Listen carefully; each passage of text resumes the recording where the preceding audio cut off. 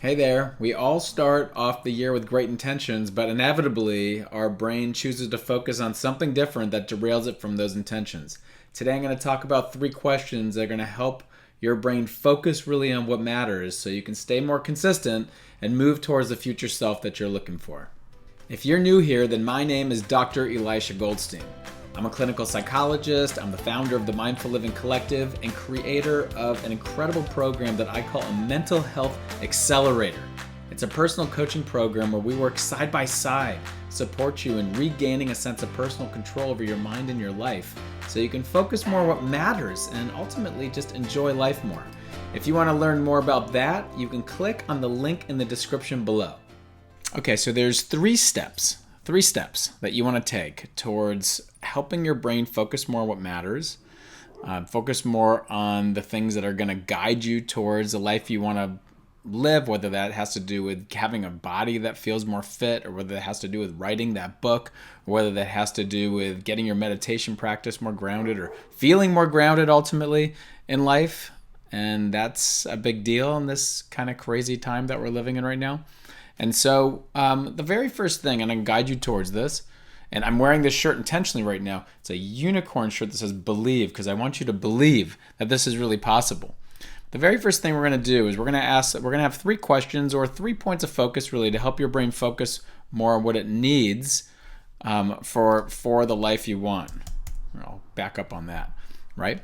And so the very first thing we have to understand is how we're feeling influences our perception and what our brain attends to. So we have to warm up the mind a little bit. So you can do these as journal prompts, you can do these as reflective prompts, but consider this, and this is the exact process that I went through years and years and years ago that supported me in having the vision of writing books and speaking places and creating programs and helping myself and other people regain control of their mind and their life. And so I could actually focus more on what mattered to me too, and ultimately enjoy life more. And so here's the very first thing. We have to warm up our minds and our bodies. And one of the ways of doing that is by focusing on good memories. And so think about something in the past year that were things that you accomplished or good moments that you had. And this could be something simple like laughing out loud at a show that you were watching, or with a friend, or having some tea or coffee with a family member or a friend, or even a coworker or something like that. Or it could be something more, a bigger moment, touchstone moment, like maybe you got engaged this year, or had a baby, or maybe you had grandkids, or it could be any of these types of things. What's a sweet memory or something you really accomplished? And go ahead and write it down. For me, this year, it's undeniable. I created a whole program called Uncover the Power Within, which is a personal coaching program where people come together and we have a curriculum that we go through, but we have live calls that happen a couple times a week.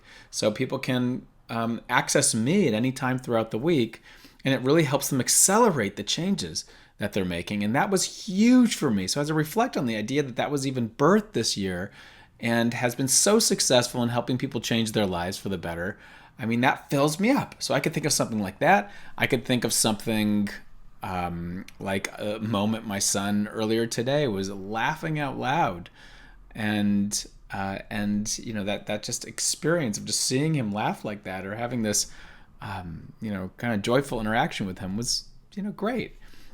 All kinds of challenging things also happening right now, but right now I'm also focusing on these few good memories. So you can use this as a journal prompt and go ahead and journal it out, or you could just reflect on it yourself. But I want you to go ahead and make sure you're doing that. Okay. Second thing is, after you do that, you want to do something called a mindful check-in. What's that? A mindful check-in is something where you're saying, all right, so now that I've done that, how am I feeling? What's here? Are there any parts of my body that feel lighter? Are there any parts of my body that feel a bit more open? Are there any parts of my body that am I feeling any kind of like joy? Did I smile on the inside or the outside? And so just kind of allow yourself to be aware of what that brings up, reflecting on those few good memories or accomplishments brings up. And so then you do that. So you just pause, soften your body, take a couple deep breaths, and just take note. How are you feeling? No big deal. but just doing that. Now, the third thing you want to do really is you want to ask yourself, okay, so what do I want over this next year? You want to ask yourself that. What am I focused on? Do I want a healthier body? Do I really want to write that book? Do I want to get better at that instrument? Do I want more romance or more love in my relationships? And there's a lot of things we can choose that we want. Of course, we want this ideal perfect life, but we're just kind of like breaking it down. There's no pressure at the moment on any of this, right? So just pick a few, maybe pick 3 areas of your life. So we'll say that, right? 3 areas, make it not too overwhelming. So you could say something to do with your health. You could do something with something you're playing with. You can do something with work if you want to. You could have something with relationships, love. So you pick that. So here you might say, okay, I can envision myself. So now what we're doing is we're actually like thinking about our future self. And we're saying, what is it going to look like when I'm doing this? So what is it going to look like when I'm exercising regularly? What's it going to look like? Or what's it going to look like when when I've been, playing the piano, guitar, what have you, over the next 3 months or a year, right? What's it going to look like when I've given consistent effort to XYZ work, right? What's it going to look like if I'm paying attention, if I'm paying more attention towards doing more loving acts in my life with my relationships? And that could be intimate relationship, that could be your kids or your parents, or that could be people your friends. What's it going to look like?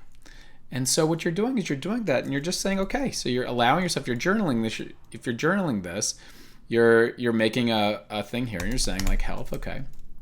You're saying to yourself, you're writing in the first person, and you're saying, this is on this day, and say, whatever XYZ month, and writing in the first person. And so you're saying, I'm feeling great.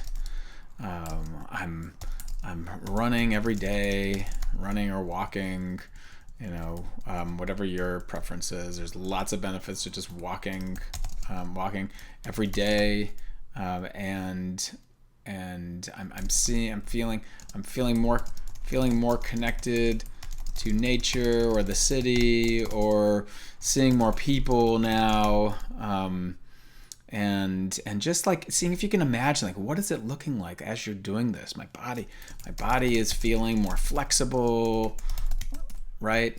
And so you're, there we go with our spell check, perfect.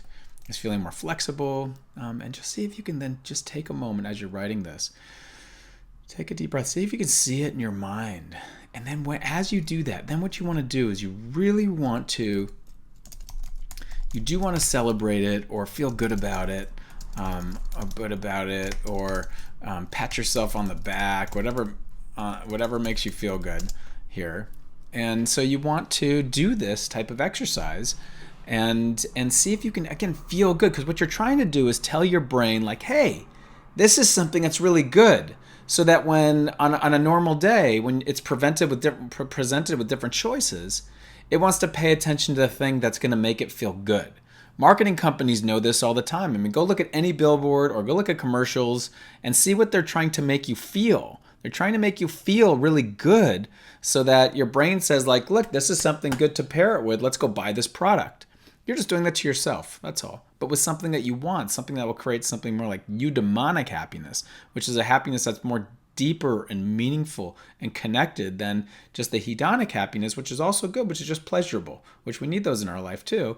But we really want that deeper, more meaningful happiness. That's what's been connected with deeper neurophysiological impact and more health-related outcomes. And so positive health-related outcomes. And so go ahead and do this. So go, break it down, and you can just do this for yourself. Those are the 3 steps. So just to kind of review again, we want to warm up our minds with a few good memories. Again, you can journal this out, or you can just kind of reflect on this. Notice how that feels. See if there can be any appreciation that arises as a result of that. Then we want to pause and just notice it. That's the mindful check-in here. Oops, that's the mindful check-in. There we go. And then we want to ask ourselves, okay, what do I really want over this next year? And really all we're doing here is we're visualizing what we want, or we're journaling this thing out and kind of breaking it down over just a few areas. You can just do one area if you want to and just see what that's like. And then as you break it down, see if as you're writing it out, see if you can then bring it into your mind and break it down how you're feeling. And when you're writing it out, it's really great, again, to do like a first person writing. Like, I'm feeling this way. So it's as if you're already in the future and you're writing in the present tense. Just notice how you're feeling as it's coming alive in your mind. So I hope that's really helpful. It's been really helpful for me. It's something I do regularly, and it helps me pay attention, because there's just so much to pay attention to nowadays. There's so many things grabbing our attention. I mean, this is called the attention economy for a reason. So we have to very proactively take time out to go through a process of connecting our feelings towards future outcomes and ways of being that we want, so we can actually tell our brain what to pay attention to more implicitly.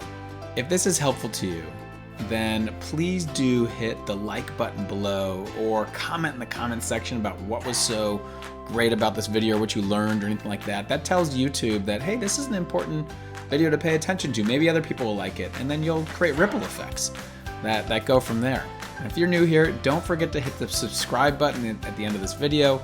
And I'll also leave some great videos on the other end of here to support you in getting into a better place and helping you thrive in your life.